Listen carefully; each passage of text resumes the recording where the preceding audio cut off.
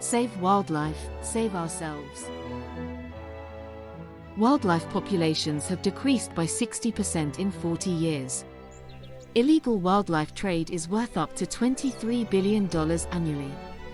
Habitat destruction is the primary threat to wildlife, with 80% of species declining due to habitat loss. Climate change disrupts ecosystems and migration patterns. Conservation efforts have been successful in some cases, such as the bald eagle population recovery. Wildlife tourism can provide economic benefits and support conservation efforts. Preserving wildlife is important for maintaining the health and stability of ecosystems. Education and awareness are key to promoting conservation efforts and reducing demand for wildlife products. Collaboration is essential for effective conservation and enforcement of wildlife protection laws. Extinction can have far-reaching consequences.